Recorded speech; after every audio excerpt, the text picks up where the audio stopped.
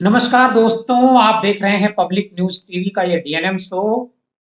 आज हम जिस मुद्दे पर चर्चा करने जा रहे हैं वो बेहद चिंताजनक स्थिति पैदा कर रहा है कि देश में आज की तारीख में क्या हालात हो गए हैं।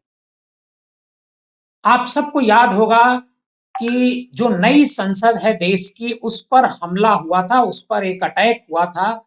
बल्कि अगर ये कहा जाए कि संसद के भीतर कुछ ऐसे लोग थे, घुस गए थे और उन लोगों ने वहां पर कुछ पटाखे छोड़े थे। हालांकि अगर वो बम होते तो क्या होता नई संसद का। और जो 6 लोग उस मामले में गिरफ्तार किए गए थे, उन 6 लोगों का जो पास था वो किसने जारी किया था? भारतीय जनता पार्टी के जो सांसद हैं प्रताप सिन्हा, उनकी तरफ से जारी किया गया था। ये 6 लोग गिरफ्तार कर लिए गए और गिरफ्तारी के बाद दिल्ली पुलिस ने उन्हें पूछताछ के लिए हिरासत में लिया। और जो पूछताछ की गई उसमें जो जिस तरीके से उनसे पूछताछ की गई, जो उन पर दबाव डाले गए, उसको लेकर के जो पटियाला हाउस कोर्ट है दिल्ली की, उससे जरिए एक खुलासा हुआ है। और ये खुलासा कोर्ट के जरिए हुआ है। कोर्ट में उन लोगों ने एक एफिडेविट दाखिल किया है, उन 6 में से 5 लड़कों ने। उन 5 के जो नाम है, सागर शर्मा, ललित शर्मा, मनोरंजन डी, अमोल सिंधे और महेश कुमावत। इन लोगों ने, जो न्यायाधीश हैं हरदीप कौर, उनकी अदालत में एक एप्लीकेशन लगाई है अपने वकील के जरिए और कहा है कि उन्हें तरह तरह की यातनाएं दी जा रही हैं।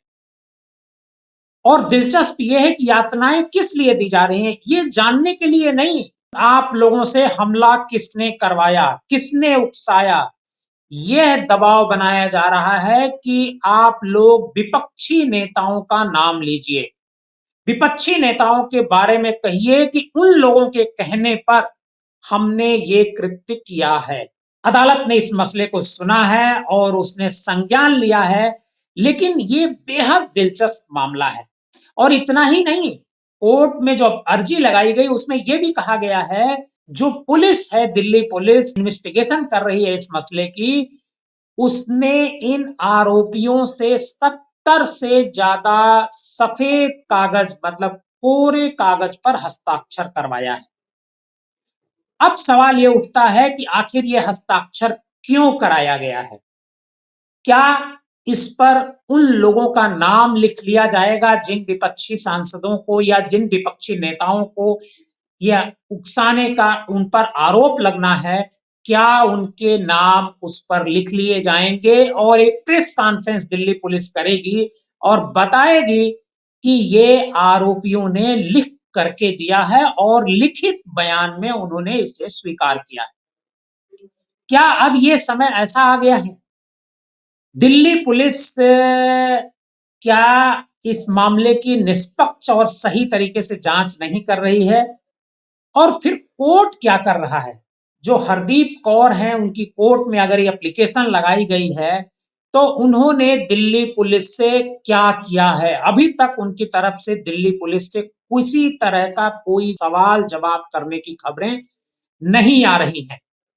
क्या लोकसभा में लोकतंत्र, जो इसके बताया गया, ऐसी तरह से बचेगा? और जिस संसद में भारतीय जनता पार्टी के सांसद की जो पास है, उसके सिग्नेचर से जो पास जारी किया गया, उसके जरिए जो 6 लोग वहां घुसे, वो तो अपने मुद्दे उठा रहे थे, वो बेरोजगारी की बात कर रहे थे, वो मणिपुर की बात कर रहे थे, वो सवाल उनके सरकार से थे और बहुत सारे सवाल थे। उन सवालों का जवाब सरकार ने नहीं दिया। दूसरा, एक जो बड़ा सवाल था वो ये था कि आखिर संसद की सुरक्षा में सेंध कैसे लगी? इस पर भी सरकार की तरफ से कोई जवाब नहीं दिया गया। बल्कि संसद लंबे समय तक, जो पिछली बार संसद बुलाई गई थी, लंबे समय तक वो एडजर्न रही इसी मुद्दे को लेकर के कि संसद में संसद की सुरक्षा को लेकर के गृह मंत्री और प्रधानमंत्री आकर के जवाब दें। लेकिन कोई जवाब नहीं दिया गया। तो क्या माना जाए? और संसद का कार्यकाल खत्म हो गया। कल से फिर संसद शुरू हुई है। आज बजट था। आगे इस मुद्दे पर फिर चर्चा हो सकती है और हंगामे के आसार हैं संसद में, क्योंकि एक तो संसद की सुरक्षा को लेकर के बड़े बड़े दावे जो सरकार की तरफ से किए गए वो खरे नहीं उतरे। दूसरा, जो संसद पर हमले के मामले में गिरफ्तार किए गए जो आरोपी 6 बनाए गए हैं, जिनकी गिरफ्तारी संसद के भीतर से और बाहर से हुई है, उनकी तरफ से ये जो कोर्ट में खुलासा किया गया है, उनकी तरफ से जो कोर्ट में ये पत्र दिया गया है, ये अब मीडिया में पूरी तरह से इसको लेकर के चर्चा है।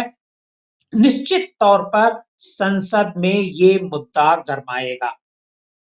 अब सवाल ये उठता है कि क्या इस मसले पर आगे कोई कार्रवाई होगी? अगर आप हमारे इस चैनल पर नए हैं तो हमारे इस चैनल को सब्सक्राइब कीजिए और हमारा अगर प्रोग्राम आपको पसंद आया हो तो इसको ज्यादा से ज्यादा लोगों को शेयर कीजिए।